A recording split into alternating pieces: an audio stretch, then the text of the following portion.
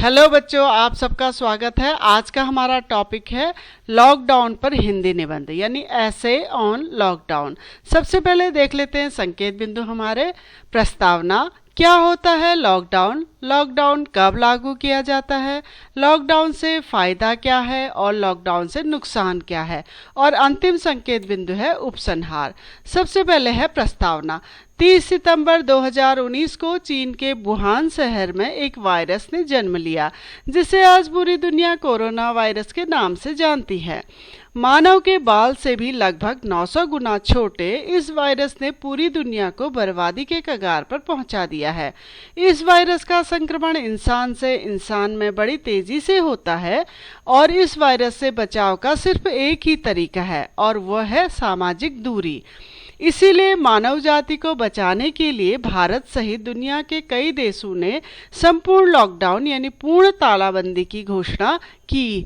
अगला संकेत बिंदु है क्या होता है लॉकडाउन। लॉकडाउन यानी कि तालाबंदी। लॉकडाउन में बाजार, शॉपिंग मॉल, स्कूल, कॉलेज, दफ्तर, सार्वजनिक स्थान, सभी धार्मिक स्थल, शादी ब्याह जैसे सार्वजनिक कार्यक्रम सभी को बंद कर दिया जाता है। सिर्फ आवश्यक सेवाओं जैसे दूध, सब्जी, अनाज और दवाइयों की दुकानों को ही खोला जाता है ताकि लोगों की मूलभूत आवश्यकताएं पूरी हो सके। कोरोना वायरस की दवा या वैक्सीन नहीं होने के कारण इसने ज्यादा खतरनाक रूप ले लिया है। विशेषज्ञों के अनुसार इस वायरस से बचाव का सिर्फ सामाजिक दूरी ही एक उपाय है। इसी कारण भारत सहित दुनिया के कई देशों ने लॉकडाउन को अपनाया ताकि लोगों का एक दूसरे से मिलना जुलना या बाहर आना जाना कम हो सके। बाजारों, शॉपिंग मॉलों, सार्वजनिक कार्यक्रमों, सार्वजनिक स्थानों पर भीड़ भाड़ ना हो, लोग अपने घरों में ही रहें जिससे वे सुरक्षित रहें और संक्रमण के खतरे से भी बचे रहें। लॉकडाउन में लोगों को घर से बाहर घूमने फिरने की अनुमति नहीं होती है। सिर्फ आवश्यक सेवाओं व आवश्यक वस्तुओं की खरीदारी के लिए ही बाहर जाने की इजाजत मिलती है, वह भी प्रशासन द्वारा निर्धारित समय अवधि में ही खरीदारी के लिए बाहर जा सकते हैं।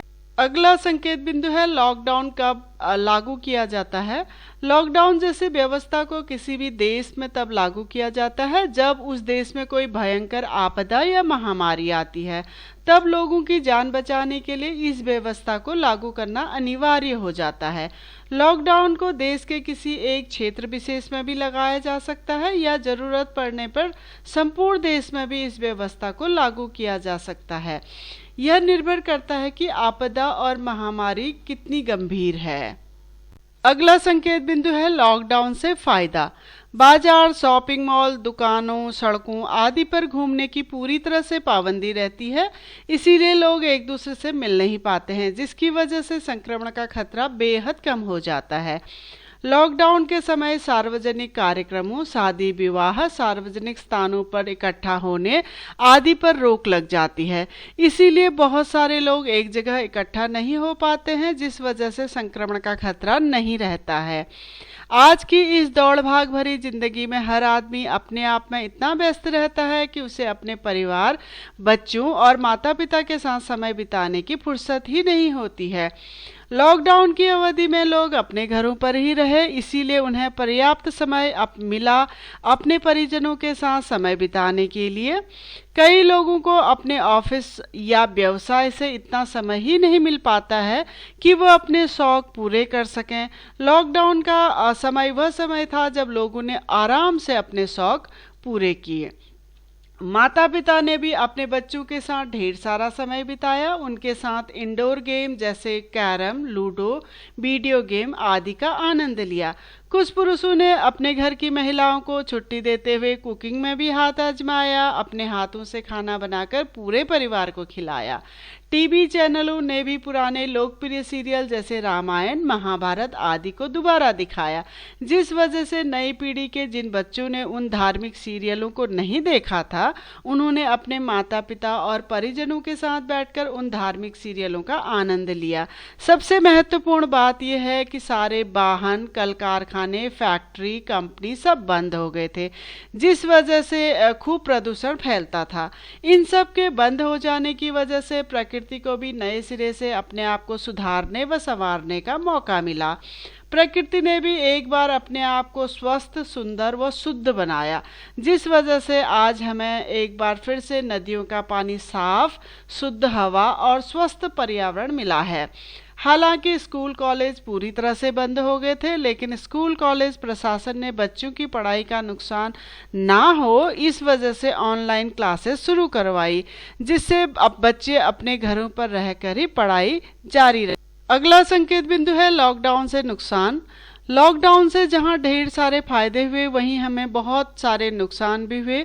सबसे बड़ा नुकसान हुआ आर्थिक रूप से, जिसकी भरपाई करने में शायद कई साल लग जाएंगे। कारोबारियों का कारोबार बंद हो जाने की वजह से उन्हें काफ़ी नुकसान हुआ। साथ में सरकार को राजस्व और अन्य चीज़ों में भी नुकसान हुआ, जिससे सरकार के आय के स्रोत बंद हो गए। शासन प्रशासन चलाना सरकार के लिए मुश्किल हो गया। अब बड़ी बड़ी व जन कल्याणकारी योजनाओं को चलाने में भी दिक्कत आने लगी है। हो सकता है कुछ जन कल्याणकारी योजनाओं को कुछ समय के लिए बंद ही कर दिया जाए। हालत यहाँ तक हो गए हैं कि कुछ सरकारों के पास तो अपने कर्मचारियों को देने के लिए पैसा भी नहीं बचा है। देश को आर्थिक रूप से बहुत बड़ा नुकसान हुआ है, जिसका खामियाजाना हम सभी को आने वाले समय में उठाना पड़ेगा। सबसे बड़ा नुकसान तो उन मजदूरों व कामगारों को हुआ जो रोज कमाकर अपने घर की गुजर बसर करते थे।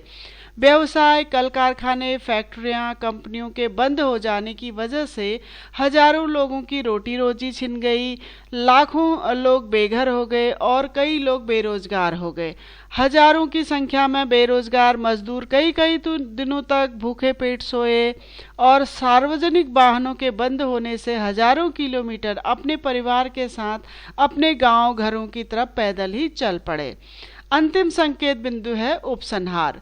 कोरोना वायरस दुनिया के लिए एक अनजान वायरस है। कोरोना वायरस के कहर से बचने के लिए देश ने लॉकडाउन का सहारा लिया।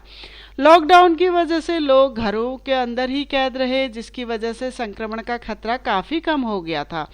शासन प्रशासन पुलिस ने अपनी जिम्मेदारियों को पूरी तरह से निभाते हुए नियम कानूनों का कड़ाई से पालन करवाया और लेकिन लोगों की हर संभव मदद भी की।